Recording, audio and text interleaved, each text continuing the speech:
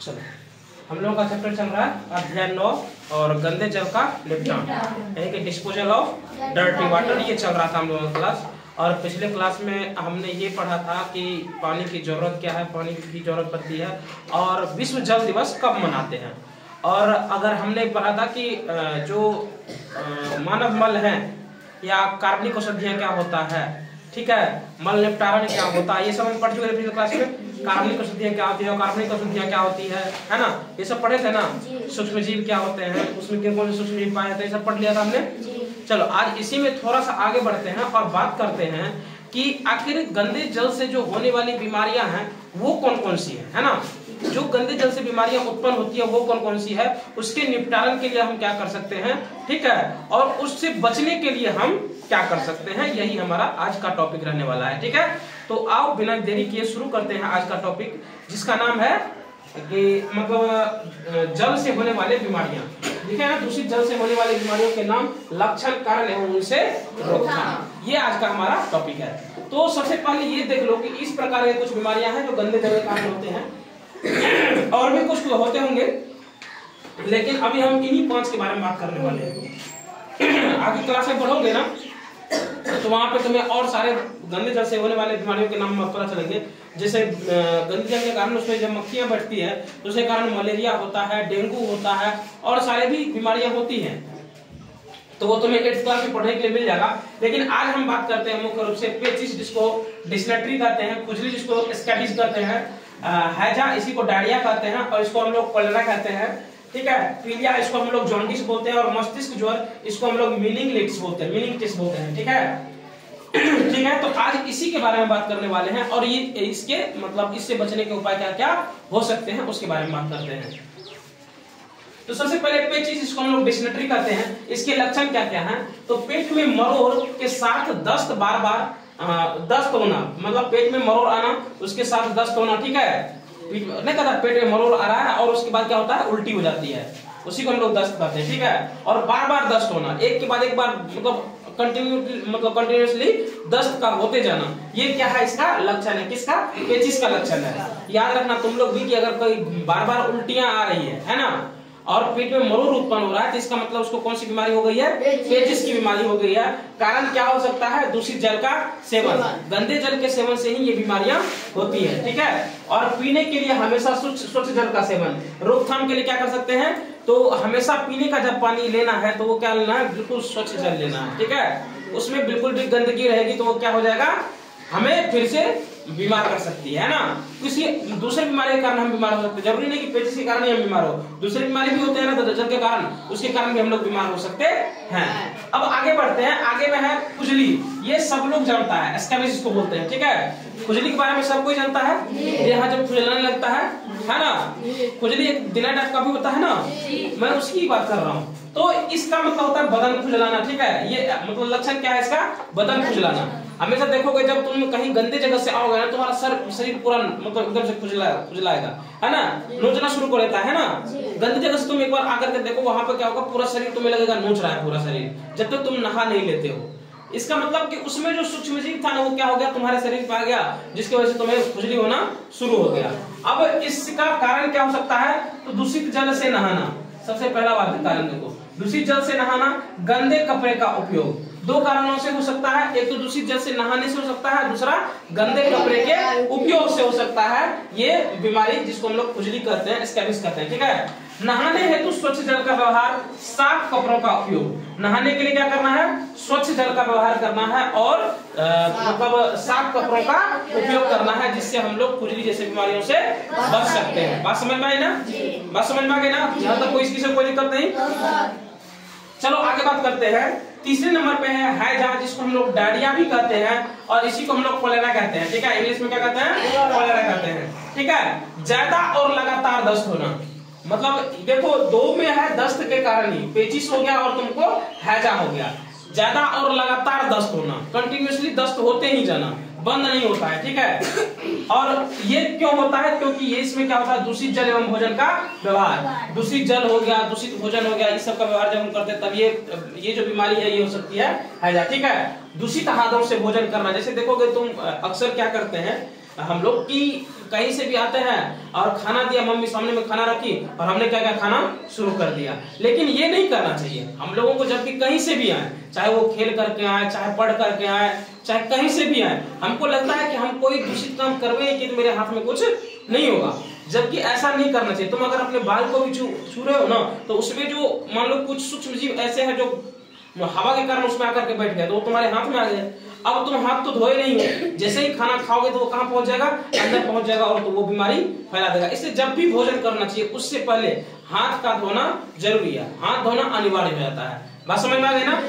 तो जब भी भोजन करना है या फिर कुछ भी खाना हो, ठीक है ना, कुछ भी खाना हो, जैसे आजकल बर्फ चलता है ना, वो भी खाना हो या फिर आइसक्रीम खाना हो, कुछ भी खा रहे हो तो उससे पहले हाथ को जरूर धो लेना चाहिए। क्योंकि मतलब तुमको लगता है कि वो छोटी सी चीज है, नहीं धोएंगे एक दिन तो क्या हो जाएगा, लेकिन वही तुम्हें बाद में बहुत ज्यादा घातक पहुंचा सकती है, बहुत ज्यादा तुम्हें परेशान कर सकती है बीमारियों के कारण से। ठीक है, स्वच्छ जल का व्यवहार, इसको रोकने के लिए क्या कर सकते हैं, स्वच्छ जल का व्यवहार करना चाहिए। और खाने पीने के पूर्व हाथों की सफाई, खाने पीने से पहले हाथों की सफाई बहुत ही अनिवार्य है। ऐसा नहीं कि कहीं से आए और खाना शुरू कर दिए, ठीक है ना।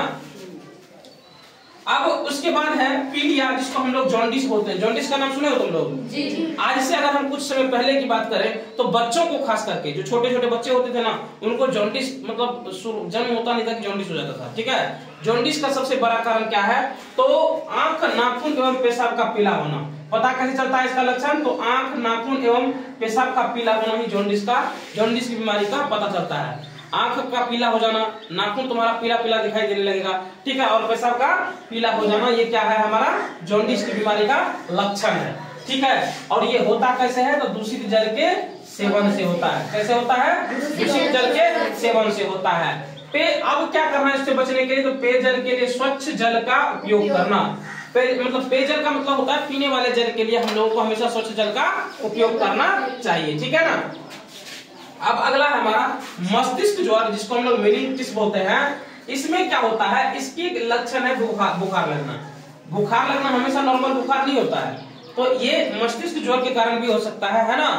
तो बुखार लगना है, और ये भी होता है तुम्हारे दूषित जल के सेवन से। ठीक है, क्या होता है, ये दूषित जल के सेवन से होता है। अच्छा, इसको रोकने के लिए क्या करना चाहिए, तो पॉलिथीन से नाला जाम ना होने देना। जाम, मान लो अभी तो यहाँ पे नाला नहीं बना हुआ है, लेकिन कहीं भी अगर मान लो मार्केट में है या फिर तुम्हारे ही चापाकल के आसपास अगर नाला बना हुआ है थोड़ा दूर में, तो उसके बीच में पॉलिथीन का जाम ना होने देना। और नाली के पानी द्वारा खेतों की सिंचाई करना। नाली के पानी से जो लोग खेतों की सिंचाई करने लगते हैं तो उनसे भी ये बीमारी यानी कि मस्तिष्क ज्वर आ सकता है। ठीक है, जिसको हम लोग मेनिंजाइटिस बोलते हैं। समझ में आई बात? तो ये बीमारी तुम लोगों ने देखा कि ये जितनी भी बीमारियां हैं, इसका सबसे बड़ा कारण क्या है, दूषित जल है ना। और इसका उपाय क्या है, स्वच्छ जल का सेवन है। सिंपल सा हम लोग एक लाइन में ये बात बोल सकते हैं ना कि ये जितनी भी बीमारियां हैं, इसका कारण बस ये है दूषित जल है। और इससे बचने के उपाय सिर्फ इतना है कि आप स्वच्छ जल का सेवन शुरू कर दीजिए। ठीक है, तो तुम लोग अगर ये बात समझ चुके हो तो उम्मीद है कि अब आगे जब भी तुम कुछ करने जाओगे, खाना खाने जाओगे या कोई भी काम करने जाओगे, तो उससे पहले अपना हाथ जरूर धोगे। क्योंकि तुमको पता चल गया है कि बीमारी कौन कौन सी होती है और किस प्रकार से होती है, उसके कारण क्या क्या हो सकते हैं। पता चल गया ना। अब आगे से जब भी हम लोग कुछ करेंगे तो उससे पहले क्या करेंगे, हाथों को जरूर धोएंगे, है ना। ठीक है, चलो अब आगे बढ़ते हैं। और नोट्स में हम कुछ पॉइंट लिखा है जो देखो तुम्हारे लिए जानना बहुत जरूरी है ना। ये जानना इसलिए जरूरी है क्योंकि तुम लोगों को पता तो चले कि आखिर इससे कितनी बीमारियां हुई और किस प्रकार से लोग प्रभावित हुए हैं। ये जानना जरूरी है ना। तो चलो उसी को जानते हैं। तो देखो, हर दिन दुनिया भर के पानी में 20 लाख टन सीवेज, औद्योगिक और कृषि कचरा डाला जाता है। दुनिया भर के पानी में, जितना भी दुनिया में पानी है उसमें क्या डाला जाता है, 20 lakh ton sewage. 20 lakh ton sewage का बात कर रहे हैं हम। औद्योगिक कचरा हो गया और कृषि कचरा हो गया, ये डाला जाता है उस पानी में। तो पानी दूषित होगा ना, पानी दूषित होगा ना। अगर पानी दूषित हुआ तो हम लोग बीमार होंगे कि नहीं होंगे, बिल्कुल होंगे, है ना। अब अगला पॉइंट में देखो लिखा है कि दुनिया की आबादी का 18% या 1.2 अरब लोगों को खुले में शौच के लिए जाना पड़ता है। दुनिया की आबादी के 18% या फिर ये कह सकते हो कि 1.2 अरब लोग, है ना। दुनिया भर की आबादी का 18% या 1.2 अरब लोग अभी भी क्या करते हैं, खुले में शौच करते हैं। ठीक है ना, खुले में शौच के लिए उसे जाना पड़ता है। अगर खुले में शौच करेंगे तो हमारा वातावरण क्या हो जाएगा, दूषित होगा, जिससे हमें ही बीमारियां होंगी। ऐसा नहीं कि दूसरे लोगों को होगी, हमें लोगों को बीमारियां हो सकती है ना। अगला है 5 साल से कम उम्र के बच्चों की मौत का सबसे बड़ा कारण है जल जनित बीमारियां। 5 साल से कम उम्र के जितने भी बच्चे आजकल मर रहे हैं ना, तो उनका सबसे बड़ा कारण है जल जनित बीमारियां, जल से होने वाली बीमारियां का सबसे बड़ा कारण है। ठीक है, 5 साल से कम उम्र के बच्चे जितने भी तुम देखते हो कि मतलब जन्म होता है तो 3 साल बाद मर जाते हैं, तो उसका सबसे बड़ा कारण क्या है, जल जनित बीमारियां। जल से होने वाली बीमारियों से तुम नहीं बच सकते हो। अगर जब तक अपने आप को शुद्ध नहीं रखोगे तो क्या होगा, जल जनित बीमारियां कभी भी परेशान कर सकती है तुमको। ठीक है ना, इसलिए उनसे बच के रहना जरूरी है। ठीक है ना। अब अगला पॉइंट में देखो, 5 साल से कम उम्र के बच्चों की मौत का सबसे बड़ा कारण है जल जनित बीमारियां, है ना। अगले पॉइंट में युद्ध सहित सभी तरह के हिंसाओं से मरने वाले लोगों से कहीं ज्यादा लोग हर साल दूषित जल पीने से मर जाते हैं। हम लोगों को लगता है कि दुनिया भर में जितनी भी हिंसाएं हो रही है ना, उनसे ज्यादा लोग मर रहे हैं, लेकिन जबकि ये सही नहीं है। जितना दुनिया भर की हिंसाओं में लोग मरते हैं, उससे कहीं ज्यादा लोग क्या करते हैं, दूषित जल के पीने से मर जाते हैं। उससे कहीं ज्यादा लोग दूषित जल पीने से मर जाते हैं। ठीक है, और इसका कारण भी तुम देखोगे कि 72 जो देश है उसमें से 14 करोड़ लोग आर्सेनिक जल पीने के विवश है। आर्सेनिक जल, क्योंकि आर्सेनिक तो पहले ही खतरनाक होता है। ठीक है, और आर्सेनिक युक्त जल है जो पीने के लिए विवश है वो लोग, जिनके पास शुद्ध जल नहीं है, तो वो आर्सेनिक युक्त जल पीते हैं, जिनके कारण उनको बहुत ही परेशानी का सामना करना पड़ता है। कई बार उनको तो लोग बचा भी नहीं पाते हैं, डॉक्टर बचा भी नहीं पाते हैं, वो विवश है ये आर्सेनिक युक्त जल पीने के लिए। ये हम देख लो, दुनिया में जितनी भी देश हैं उसमें से 72 देशों के पास ये प्रॉब्लम है ना। 72 देशों के पास ये प्रॉब्लम है कि वो आर्सेनिक युक्त जल पीने के लिए विवश है। ठीक है, समझ गए बात को। तो उम्मीद है आज वाला ये टॉपिक जो पानी से होने वाली बीमारियां हैं वो समझ में आ गई होंगी, और पानी की बीमारी की क्यों जरूरत पड़ती है, मतलब पानी की बीमारी से बचने के लिए क्या करना चाहिए वो भी हम समझ गए। कारण क्या है, लक्षण क्या है, उससे बचने के उपाय क्या है, ये सब समझ गए होंगे। ठीक है, अब आगे जो भी हम बताए तुम लोगों को, इसमें कुछ जो नोट्स करके तुम लोगों को बताए कि इन सब से क्या नुकसान है, तो तुमने देखा कि पूरी दुनिया में इसकी प्रॉब्लम्स है ना। पूरी दुनिया में इन सब चीजों की प्रॉब्लम्स है, जिससे तुम लोगों को बचना बहुत जरूरी है। ठीक है, अब अगला जो हमारा टॉपिक है मानव मल निपटान की वैकल्पिक व्यवस्था। जो मानव मल के निपटान की वैकल्पिक व्यवस्था जो सरकार करके दिए हैं, या फिर हम लोग क्या कर सकते हैं, इसके बारे में चर्चा हम लोग अगले क्लास में करेंगे। फिलहाल आज के क्लास में इतना ही, आज के लिए इतना तक रहने देते हैं।